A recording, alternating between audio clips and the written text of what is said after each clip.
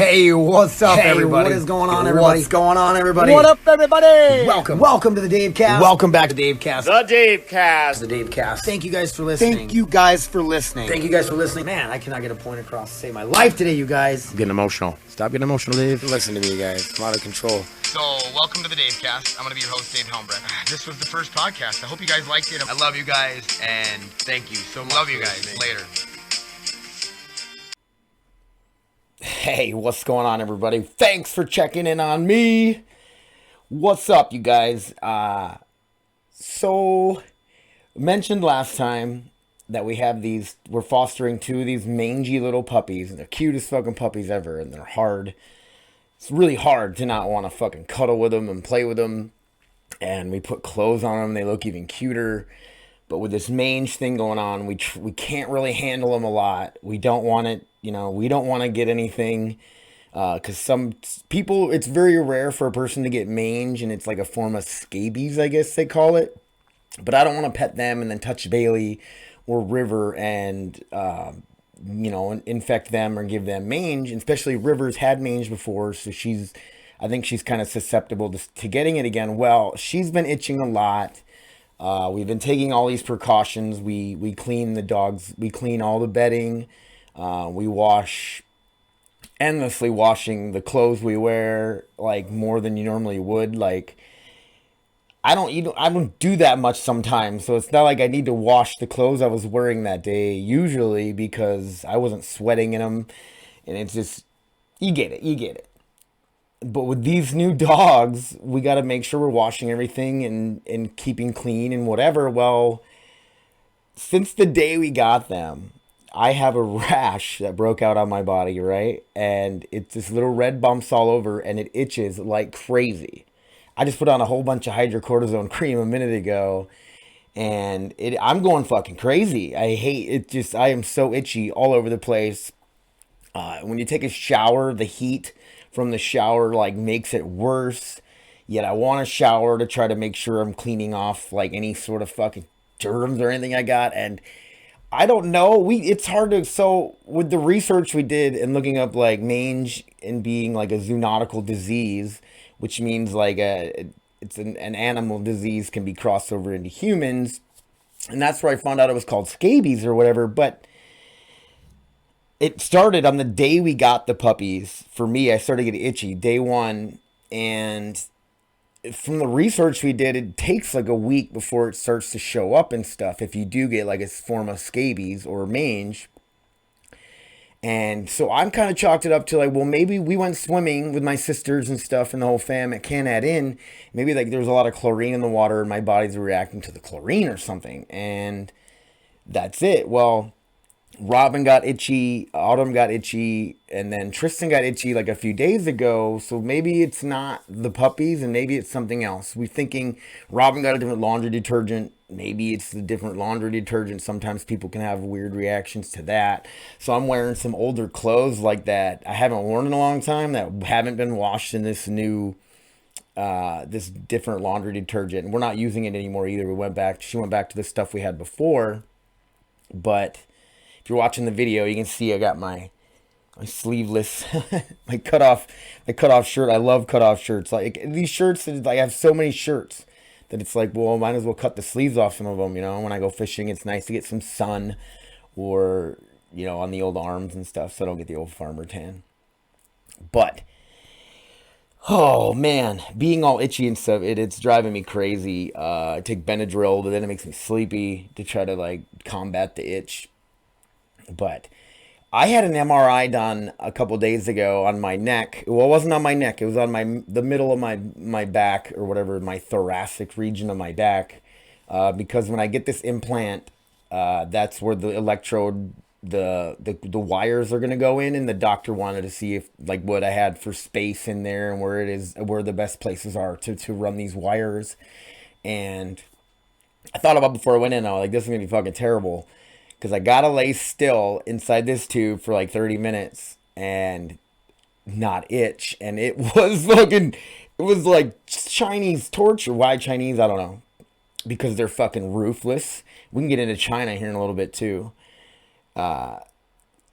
Anyway, it was so bad. Like, just, oh, it was so itchy, and I had to sit still. It was for 30 minutes, and it was just terrible. But I made it through it, got it over with. But that also reminds me of another time. So I've had a bunch of MRIs in my day with all my neck issues and stuff. And if you are claustrophobic, it's like you're going to, you know, it's like an MRI, you're like stuffed in this little tube. And I'm not claustrophobic by any means, because like, I don't know, like I could be like in a small room and I'm okay.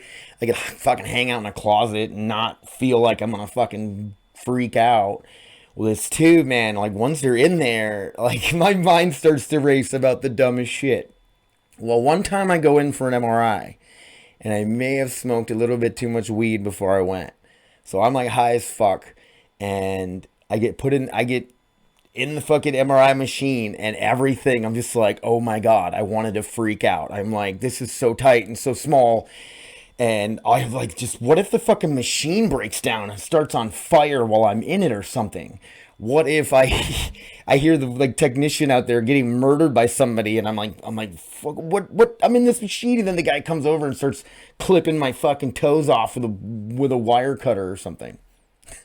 That's the dumb shit that goes through my head when I'm in there. And my brother was like, you can just slide out or whatever. And I'm like, I feel like I'm agile enough, and I'm like in, you know, like physically I could get out of there, but it's like, it still wouldn't be that easy, because the board you're on is like electronically slides back and forth. Like the guy controls it with like a little control or whatever.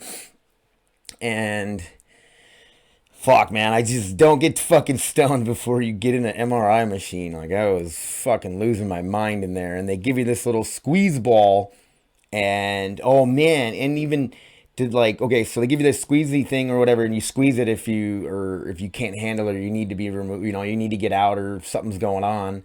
And I'm getting these MRIs on my neck, and I already had one prior to that didn't turn out very well, because I must have swallowed, or I moved or something during it, so it was fuzzy. And they're like, try your best to not swallow. And they come across this little like a speaker in there, and they're like, okay, so we're gonna start the next step. We're gonna start the next step or whatever, next scan, and try not to swallow. It'll be about a minute. And when somebody tells you that you can't swallow, it's fucking ridiculous. Like, I was in there just high, freaking out already about other shit, and then it's like, I can't swallow, and you're sitting there, and then when you do swallow, you try to make it like the least amount of movement as possible. Oh, MRIs or something. And I did okay the other day, besides for the itching. It really bugged me, but like I do freak out a little. You're like, man, I'm fucking, it's this tiny little tube that you're stuffed into. And it reminds me of growing up when we were coon hunting. And I've probably told this story before, but if you got a culvert, one of those tubes that run under the road, raccoons get in there sometimes, all the time. And the dogs will be in there fighting with them and this and that. So we get the dogs out of there, and then there's people on both sides, and we're like, all right, we're going to shoot the coon now. Everybody get the hell out of the way. So you're on the other side or whatever, you get out of the way, and you shoot the coon, and then you hope a dog will go in and grab it and drag it out, which sometimes they'll do. And if they don't, they got to send somebody in there to get it. And that's this guy, right? Like, who's the smallest person that can fit in the fucking tube or whatever, or the culvert to get this goddamn raccoon out. And they're like, I'm like, okay, I'm going in. Don't, you know, then the people outside got to try to keep the dogs out from going in, because I don't want to be in this tube with some fucking stinky ass coonhound freaking out trying to grab this coon that I'm going in there to retrieve. And then you're like, we're sure the coon's dead? Double check. Like, is this fucking raccoon dead? Because I'm not going to get in this little tube with a fucking raccoon, grab it, and it's like still alive. And then it's like a fucking one-on-one versus this raccoon inside of a fucking tiny little culvert. Anyway, go in. One time I go in and I'm crawling there, and a dog gets past one of the guys at the end. My dad or my brother probably gets past him. And it fucking just, this dog, it comes in from my feet end, and it's like climbing over me, like smashing me to get to the fucking raccoon. And I'm freaking out. Oh my God, it was nuts, dude. And then the dog finally I just backed away and the dog got off of me. He's in there thrashing this raccoon. I got crazy raccoon hunting stories for days. And then that's why I want to have my dad on the podcast. I feel like he would have so many fucking crazy, he does have tons of crazy raccoon coon hunting stories. But that's all I got, man. I just thought about that with the MRI stuff the other day, and I was like, I'm being a little more open about my pot smoking days because fuck it, who cares, right? Like I don't smoke anymore. It's not my, it's not an issue of mine anymore. And I used to hide it so bad, and then when I'd always I'd have to justify it. Like my whole life, smoking weed was a bad thing. It's a terrible drug. It's a gateway drug. It's illegal. I was in the military. I was a cop in the military. Like, I don't know. I would fucking feel like such a loser smoking weed, or feel like you're like such a bad person.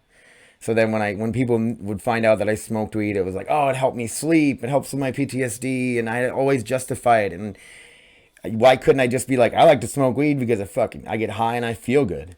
I get high and I think of funny things. I get high and it's like a whole different look at things. Like when I go to fucking Walmart high, it's different. It's like a completely different than when you go sober, you know what I mean? Like, I don't know. It's fun.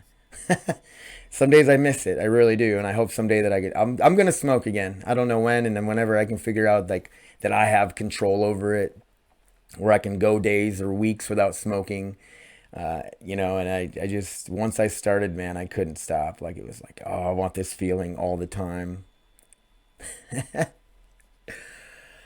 Oh, man. What else was I going to talk about? See, there, I get like fucking brain dead all of a sudden.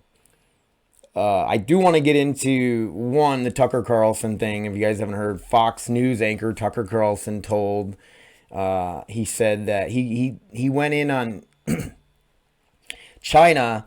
Currently has like their navy is like is like growing, and it's like the biggest, most powerful navy now on the planet, and they're trying to make their troops more masculine and better war fighters. And he played a video of Joe Biden talking about, we're going to make our military more feminine.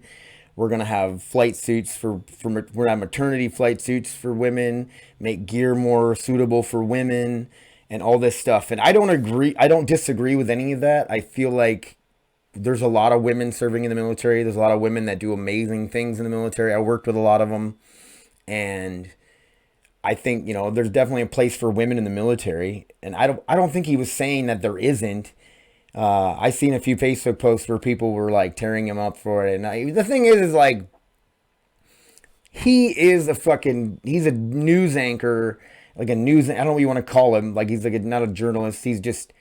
He wants a fucking reaction. And he knows, everybody knows that a negative reaction that makes people angry gets more views. It gets more attention. And he did that. And he's got generals and the Pentagon and all these fucking people talking about him and bringing it up. So you don't think more people are going to be like, I hate Tucker Carlson, but they're going to go watch his videos now of him saying these things. And it just gets more views. It gets more fucking reactions. And that's all they want. Tucker Carlson could give a fuck less. It ain't going to change anything. It ain't like he's going to not have his fucking job. Could he lose his job over that? He has said a lot of crazy shit. And I actually agree with Tucker Carlson a lot of the time on a lot of the things he says. I get the rhetoric when he kind of starts getting a little extreme with things, and you can tell that he's just poking the bear a little bit. But honestly, man, like being in the military, there's definitely a place for women. People kind of misunderstanding this maternity stuff. Definitely women who are pregnant aren't going to be in combat. Like, I don't know, people are thinking like women that are pregnant are going to be running around fucking kicking doors down and actually being in the fight. That's not even going to happen. When I was in the military, if you got pregnant, once you were so far along, you couldn't even carry a weapon anymore. A lot of women had the choice to get out of the military. They could separate once they got pregnant and this and that. And I think what Tucker Carlson was trying to get at, it was a comparison to China is building up a bigger, more masculine warfighting army and navy or whatever. And here we are worried about maternity clothes and stuff. And women they have maternity uniforms. It's not like they don't. It's not like they don't have things for women or have like pregnancy plans. When a woman has a baby, she gets a certain amount of leave so she can recover. And they're going to try to give them more leave so they have a little bit longer time to recover. So when they do come back, they're more ready. And that's great. I don't think there's anything wrong with that. I think that what he was really trying to get at is he's just comparing us to China. And China's fucking building up their military to be more masculine and more war fighting, and here we are talking about making ours more feminine or making it better for the females in our military. And I think we should make it better for everybody in the military. I think they should, for men and women should have better gear and better this and that. I get what Tucker was comparing, but people took it. He used some words that, what did he say? He said like they were it wasn't a disgrace. He was like a mockery of whatever or something. I don't know. And he got his reaction that he wanted, and he don't give a shit. So, I worry about China all the time. This is going to freak you guys out a little bit, but I'm sitting here and I talked about it before about how vulnerable we are as a country now because this virus came in and it had like a 1% fatality rate or whatever, death rate. And it shut our economy down. It turned people against each other. It fucked our country all up.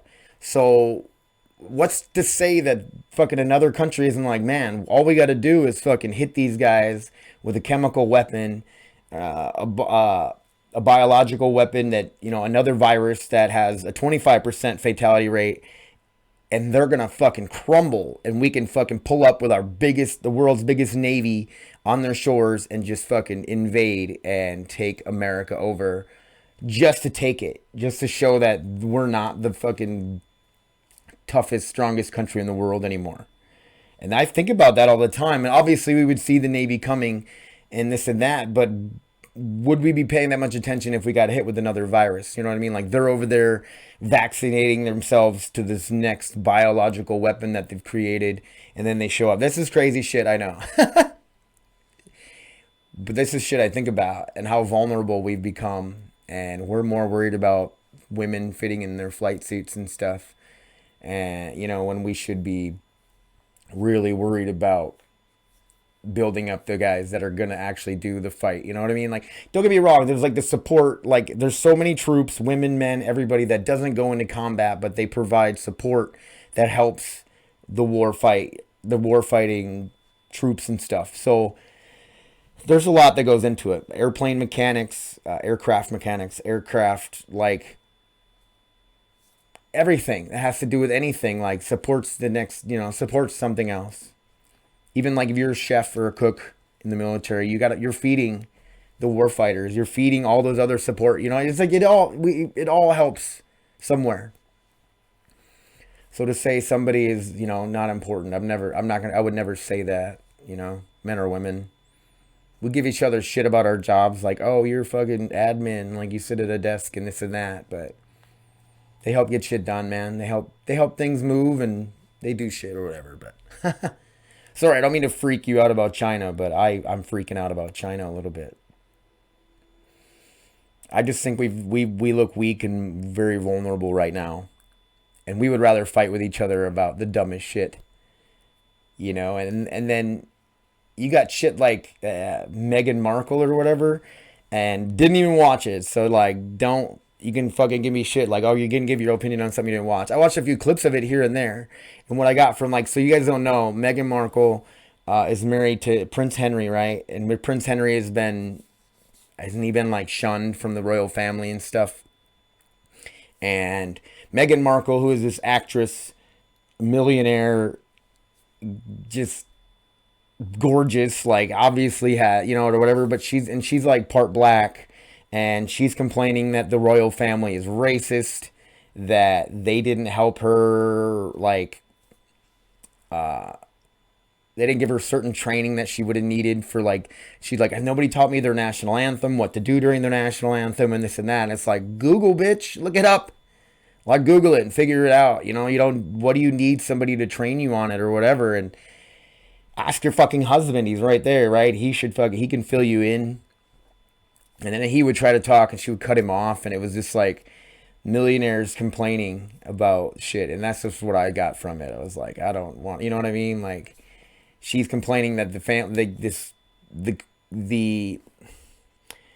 royal family is racist. And it's like, yeah, I mean, the older ones probably, I say this all the fucking time. Like, if you were like alive 100 years ago, there was a good chance you were probably racist, culturally, like, influenced you to, like, think, you know, you might not have been racist, but you thought white people or whatever, or people brown or people of color or Asian people were less than you and weren't as good as you. And it was just, it's sad, but it was the way that the culture was, and that people were influenced by that, like by their older relatives that were racist and this and that. Like, I knew a lot of people, grew up around people who seemed to be pretty racist. I would call them more ignorant than racist, but definitely ignorant, and they didn't know any better. All they know is what they've heard from their racist parents and stuff that got passed down to them.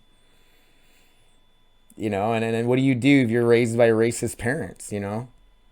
Obviously now we have the internet and we have the information era where we can realize, like, ooh, my parents were a little bit racy and I'm not going to be like them, or maybe they're still alive and you can change them and whatever. You know, my old man has said some pretty racist things in his day, but you know what I mean? His fucking first wife, my mom, left him for a black man in the early 90s. You know, he's gonna throw some N-words around, and he's gonna be a little bitter towards the black people, you know what I mean? Because it's probably the only black person he didn't even know that many black people, if knew any. And then one takes his wife, he's not gonna refer to that guy in a very good light, you know? Even if it was a white dude that took his wife, you know, that his wife left him for, he's not gonna say nice things about that guy. So with that guy being black, there's some fucking words he could throw around that probably weren't good for us kids to hear.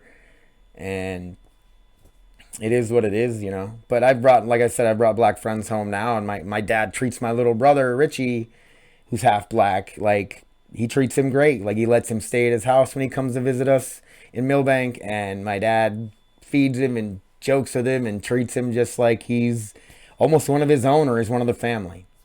So I mean, what a true racist really might, you know, they'd be like, I ain't letting that N-word stay here, and oh, he's coming, whatever. I mean, he's never complained about him. He likes Richie.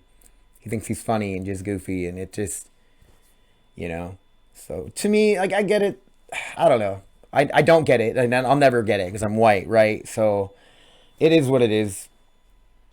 It is what it is. But this chick, Meghan Markle, bitching about it, it's like, you're talking about the royal family who colonized so much shit, like took land from people and said that, you know, hey, we're taking your land, but we're gonna help you still. And it was like they were enslaving people in a way of their own. And it wasn't necessarily just black people, or they probably wasn't much for black people. It was mostly white people in Great Britain and England and stuff. But I don't know, man. Like, I just don't want to see a millionaire with all this privilege sitting there bitching.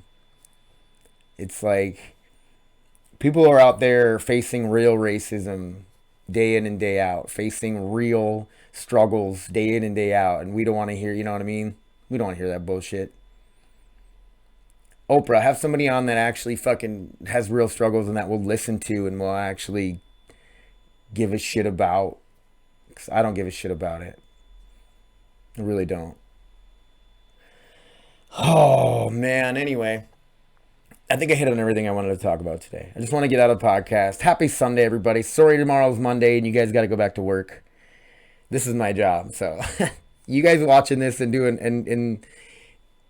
and commenting on my stuff, my memes that I make, the videos that I make. I got the Batman costume behind me hanging up. I got a new costume. It's pretty sick. It's actually pretty cheap, but it works. The mask on it's goofy. My brother was like, what is up with that costume? I'm like, I love it. I got a bunch of views on the last video where I was commentating street fights and stuff. and it was a lot of fun. And I'm definitely gonna make more backcast videos. But you guys just listening, watching the video, it helps me so much to get through this and just to do it and to be a content creator. And for those of you guys that think it's just you see people making videos or streaming, creating content, it's almost like a job now. It is like a hobby. It's a thing now, you know what I mean? And I feel like you can go out and find jobs anywhere, and you can work in factories, you can work and do tons of things for great companies, great businesses. But I want to work for myself. I want to run my own company, my own business. I want to be an artist, a metal artist if I could, have my own shop and sell metal art, do metal repair.